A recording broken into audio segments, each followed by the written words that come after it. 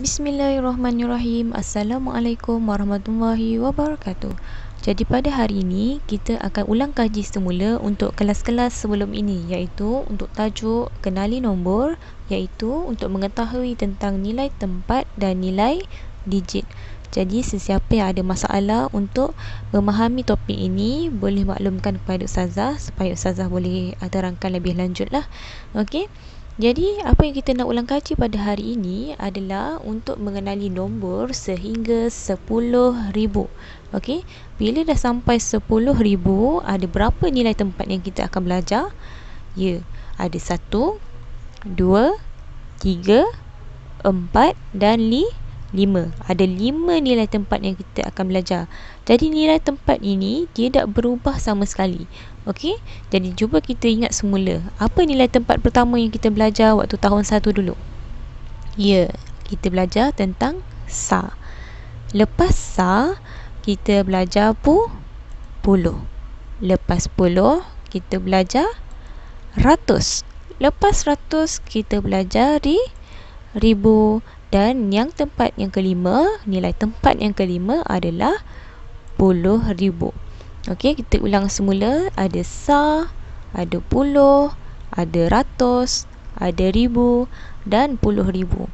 Jadi seperti apa yang kita tahu, semakin ke kanan nilainya adalah lebih kecil, manakala kalau ke kiri nilainya lebih besar. Contohnya kalau ada orang tanya, ribu ke ratus lagi besar? Jadi jawapannya adalah ribu. Kalau orang tanya, sa ke atau ratus yang lebih kecil? Jadi jawapannya sa adalah yang lebih kecil. Jadi mari kita tengok contoh-contoh yang kita sudah sediakan. Okey, contoh yang pertama ada nilai 7, 3, 8, 9. Jadi kalau kita tak mahir lagi, kita boleh masukkan dalam kotak yang seperti ini. Okey, kita boleh tulis macam ni, kita tulis semula.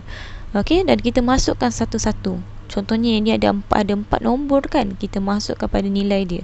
Okey, contohnya 9 dekat sa, 8 pada 10, 7 pada ratus, 3 pada ratus dan 7 pada ribu. Jadi jawapannya adalah 7,389.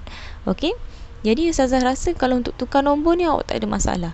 Tapi macam mana pula kalau dia bagi kita perkataan? Ada 9,083 contohnya. Okey, kalau tak mahir lagi macam biasa Ustazah akan sebut, kita try buat guna kotak ini. Okey, kita cuba guna kotak ni. Okey, kita mulakan dengan yang depan dulu, 9,000. Jadi 9 nak letak dekat mana? Kita akan letak dekat ribu, 9. Okey, kemudian ada 80. Jadi 80 ni kita nak letak dekat puluh, 8. Okey, 3 ni kita akan letakkan pada sa. Tapi ratus ni boleh kosong tak? Tak boleh kosong. Jadi kat sini kita akan letak sifar. Jadi jawapan dia nak tulis 9,083 ni adalah 9083. 9,083. Okey, seterusnya 10,000. Okey, 10,000. 10,000. Kita tengok kat sini ada se.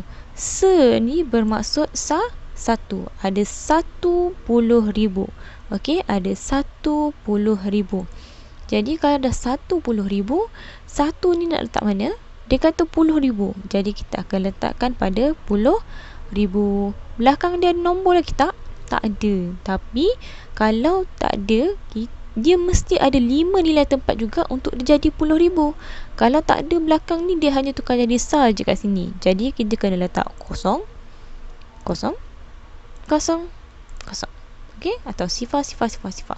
Jadi ada berapa nombor? Ada 5. Jadi cara tulis dia adalah 1, 0, 0, 0, 0. Jadi jawapannya adalah 10,000. Boleh Okey, seterusnya yang terakhir, contoh yang terakhir, 9,013. Alamak, bila kita tengok kotak ni tak ada pula belas kan? Jadi belas ni nak masuk kat bawah mana? Jadi belas ni adalah di antara nombor 10 sehingga nombor 20. Lepas 10 ada 11. Lepas 11 ada 12. Lepas 12 ada 13 dan seterusnya. Okey? Tapi kita jangan takut, kita tulis dulu daripada awal. Okey, 9,000. Jadi 9 ni nak letak mana? Kita letak dekat ribu. Sebabkan dia 13, kalau tak pasti, boleh letak 3 ni pada sa dulu. Okey, baru kita tulis nombor 1. Okey, dan jangan biarkan kosong pada mana yang tiada tu. Jadi letak kosong. Kalau tak ada, dia letak kosong. Okey, jadi jawapannya adalah 9013 yang bersamaan dengan 9013. Okey, boleh? Okey, jadi sekarang ni kita nak cuba bandingkan nombor berikut.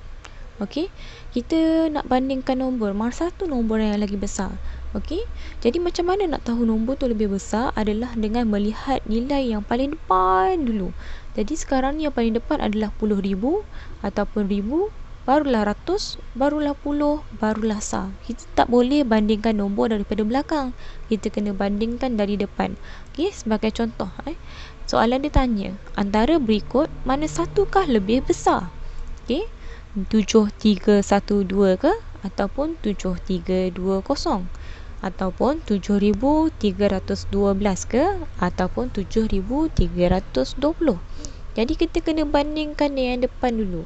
Okey, 7 dengan 7 sama besar kan? Dua-dua 7,000. Okey, tak ada masalah. Kita pergi dekat ratus. 3 ke? 3 juga. So dua-dua sama, nilai dia 300 juga. 7,300. Sekarang ni dekat tempat puluh dia. Yang ini adalah 1.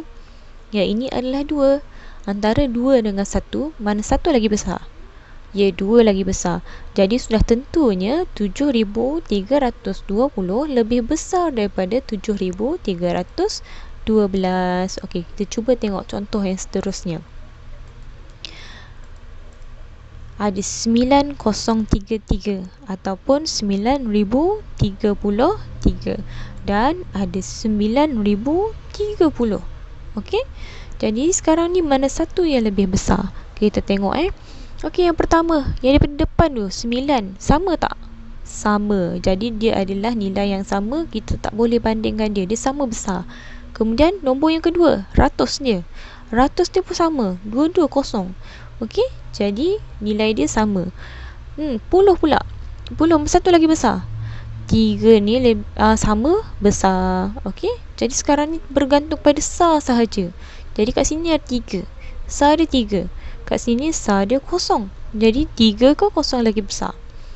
Jadi jawapannya 3. Makna kata 9,033 lebih besar daripada 9,030. Okey, jawapannya 9,033 lebih besar daripada 9,030. Yang ni saya salah tulis ni. Okey. Okey. Jadi kalau tak ada masalah, kita nak cuba jawab soalan ni. Boleh cuba jawab muka surat 1 sehingga 6. Boleh kita cuba jawab soalan 1 sehingga 6. Jadi siapa yang dah siap boleh terus hantar kepada Ustazah. Okey. Itu sahaja pada Ustazah hari ini. InsyaAllah sebarang pertanyaan boleh tanya kepada Ustazah kemudian. Sekian itu saja. Assalamualaikum warahmatullahi wabarakatuh.